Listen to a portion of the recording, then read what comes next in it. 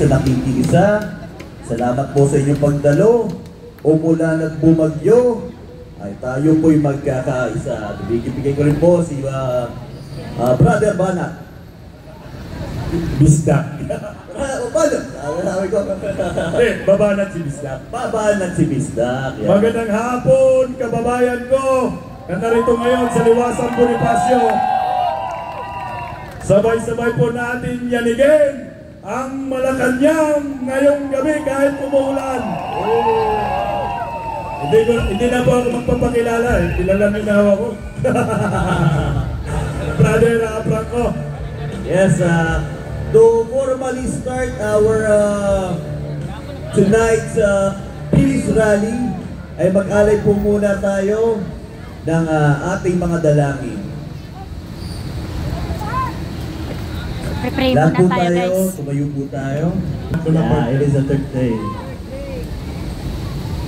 Alam mo, Brother Franco, noong unang bugso natin dito sa Liwasang Bonifacio, gulat na gulat yung palanga sa Malacanang. Akalain mo ba naman, dagsay ng napakamaraming tao at hindi nila akalain na kahit umulan ay narito pa rin ang mga Pilipinong nagmamahal. Correct! Tama ka, Bisdak!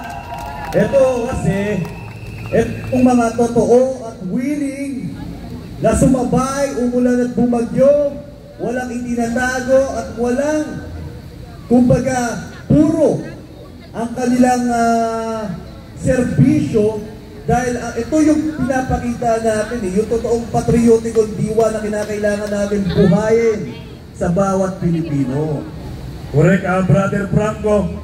Kasi nga ho, kung wala hong magsasalita at walang magpapakita ng kanilang pagkadismaya sa gobyernong bulok naman talaga, Brother Franco. Tungkol. Sino pa ba ang sisigaw kung hindi natin umpisahan ho ito? Kaya maraming salamat. Parami tayo, Brother Franco. Yes. Actually, kapansin-pansin niya, no? Pero, ganito kasi yan, no?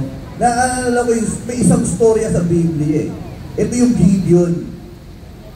Meron silang ilang libong mga sundalo, ilang libong tao, pero, ang tinitignan natin dito, yung quality ng mga mandirigma. Kahit gaano karami ang mga tao dito, sabihin natin 300. Pero nasa sa inyo ang katangian na talaga namang mandirigbang Pilipino na hindi magigiba kahit umulan. Yan ang hinahanap ng taong bayan dahil sa ating magsisimula ang totoong pagsiklab ng bagong Pilipinas. Amen! At napakasaya na mabilang ka sa bagong kasaysayan ng Republika ng Pilipinas. Correct! Alam mo ba, Brother Franco, hindi naman talaga ako aktivista at saka hindi rin naman ako sanay sa resign BBM.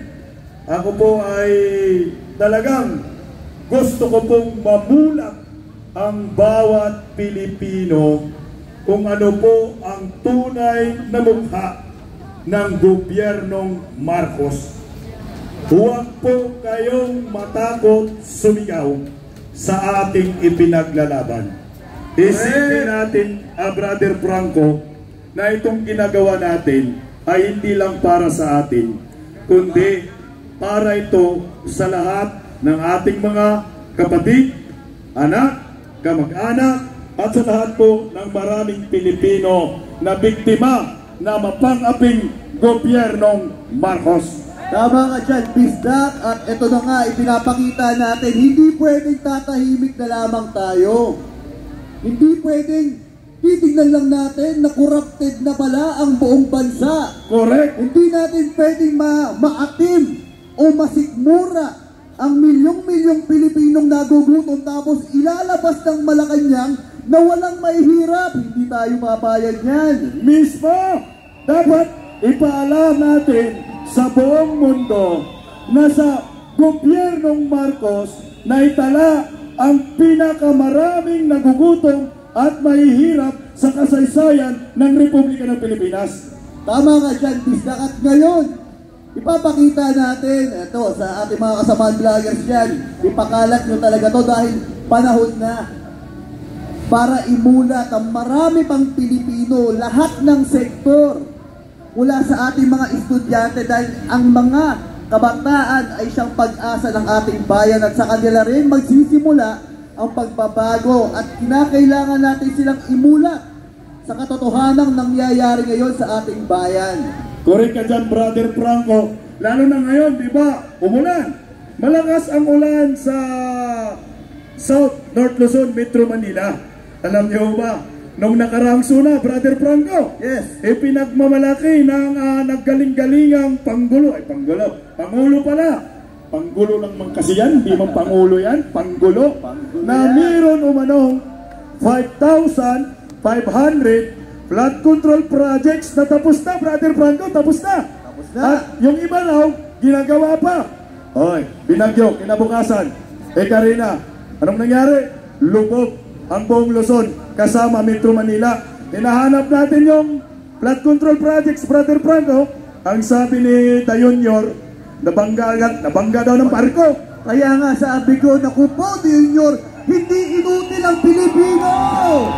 Ano kami, bobo? Walang Pilipinong bobo ngayon, Bisdak. At kinakailangan natin palakasin ang antas ng kamalayan ng bawat Pilipino. Mantakin mo, Brother Franco, no? Pagkatapos mabisto ng bagyong Karina, sabi siguro ng Panginoon, sobrang sinungaling na talaga itong presidente ng Pilipinas. Bagyuhin nga natin. Nung binagyo, Brother Franco, pambira, nagmotorkit pa sa baha. Ang pinakamasaklap ang nag-fact-check ang kalikasan. Mismo. Hindi niya pwedeng lokohin ang kalikasan natin. Naku nga, tapos, nung na-interview naman, naiba na naman yung timpla, Brother Franco. Ano nangyari? Hindi na barko pala, dahil bumaha daw, dahil sa Santa Makmak na basura. Ay naloko, tinalong na bisto siya, na lahat ng sinasabi niya, nung suna ay puro kalokohan. Bakit? Sabi niya sa suna niya, sabi niya sa suna niya, mga kabisdak, mga kababayan ko, pinagmamalaki na nasa loob lamang ng 5 buwan sa 20,000 na barangay sa buong Pilipinas na nakulikta po ang Marcos admin ng 40,000 toneladang basura. Nangulikta ka ng basura tapos ng binagyo, bumaha. Walang nakulikta kasi sabi niya, nakabara daw yung basura kaya bumaha. Kaya nga yan na ang hirap sa inyo dito tayo, partner, Bisdak. Kaya ang hirap pag isipin mo, Bisdak, may TV. Ang hirap pag sobrang sinungaling talagang presidente natin. Ako, mahal na mahal ko si Marcos nung una, tinulungan natin sa kampanya. Nung una lang? Nung una. Budol ka pala? Nabudol ako. Wala tayong magagawa. Tatanggapin ko talaga, nabudol ako, bumoto ako kay Marcos. Pero, gusto natin ipakita sa taong bayan ngayon kung gaano kasinungaling si Bongbong Marcos. Isipin mo yung bilang national issue, yung nangyayari ngayon sa KOJC compound. International issue, tinatalakay yung pati sa iba't ibang bansa. Mismo! Pero, lahat ng Pilipino, lahat ng sektor, mga ingisda, alam yung nangyayari. Correct, nakapanood. Nakapanood! Oo. Ang masaklap, ang tanging taong hindi nakapanood sa nangyayari ngayon, ay talaga namang umod ng tanga. Si Bongbong Marcos, at meron tayong video na ating panoorin para masaksihan ang katangahan ni Marcos.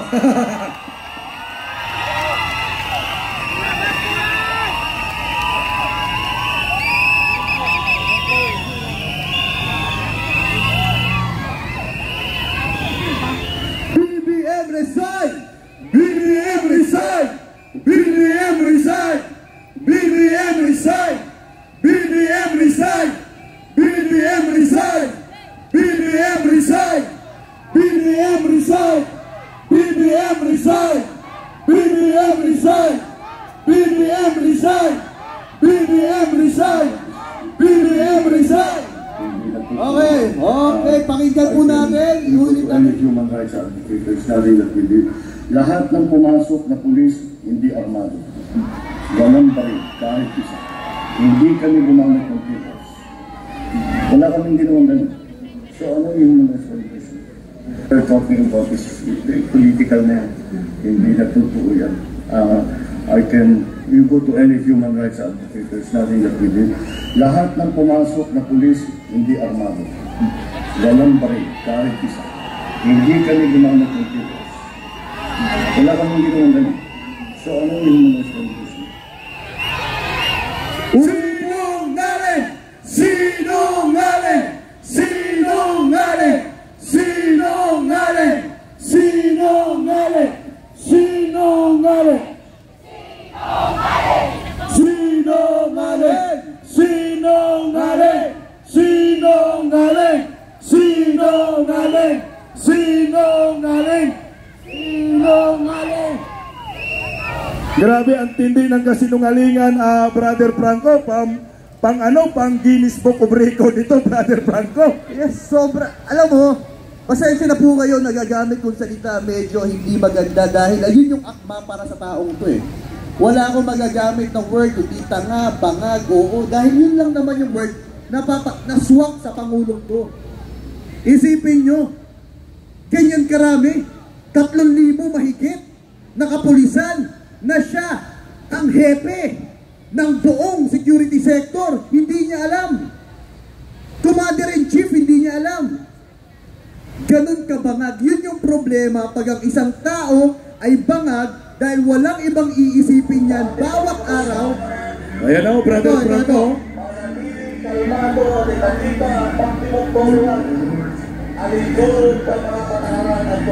Walang human rights violation daw, Brother Franco. Ano yan?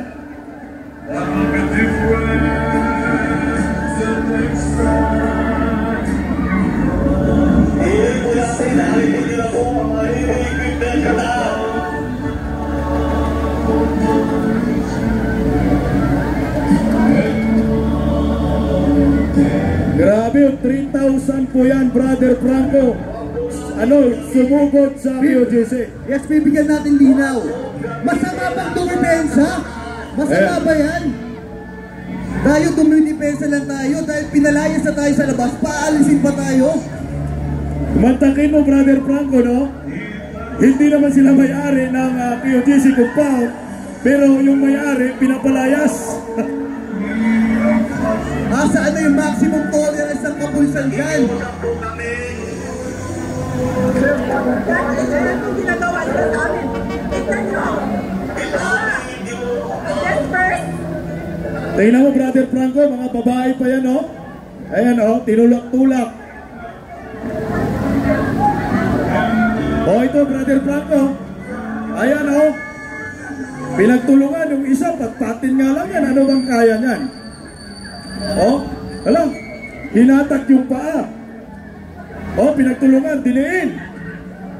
Ayan, tinukuran pa ng tuhod. Ay, tingnan mo ha, Dayunyor. Gumising ka. Dalawa, Brother Franco. Huhuliin mo, wala naman ginagawa.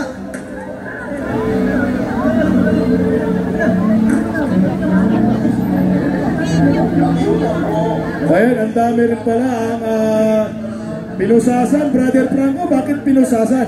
Anong kasalanan doon?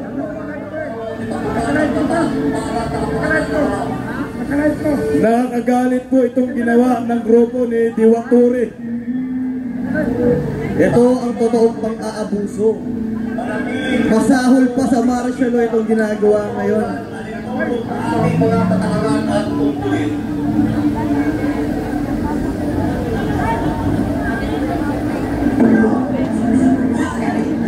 Tama bang gawin yan sa mga tao?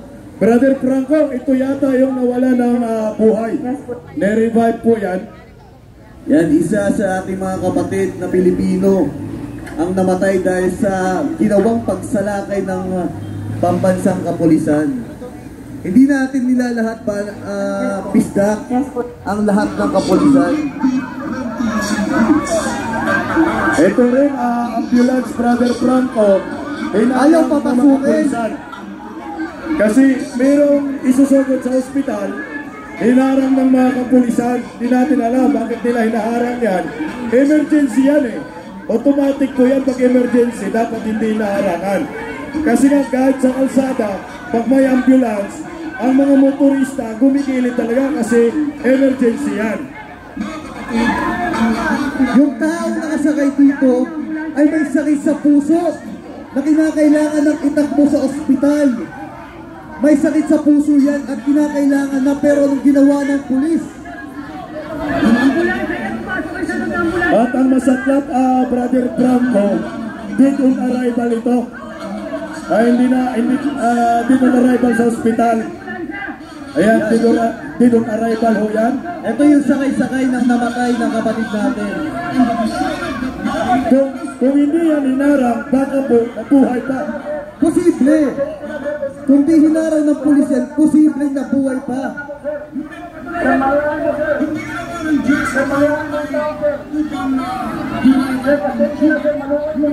Ito na yung mukha ng kapulisan ngayon. Nakakalungkot man ho, meron namang mga kaibigan tayong mga kapulisan. Ito rin, spray. Paper spray. O, tingnan mo, Brother Franco. Tingnan mo yung paper spray. Di ba nakakagalit? Nakakagalit? Ayan o. Bakit biglang lang lumapit yung isang pulis?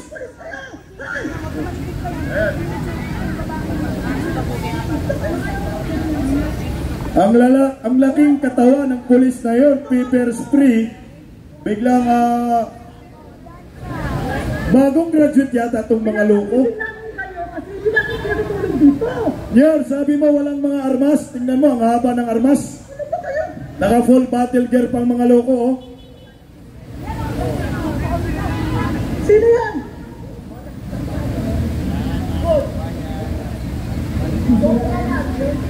Walang kalaban-laban, bisdak.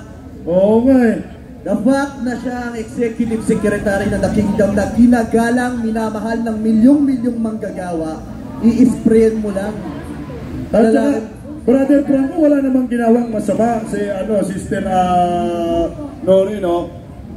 Kung sila nga gising, ang pulis natutulog, hindi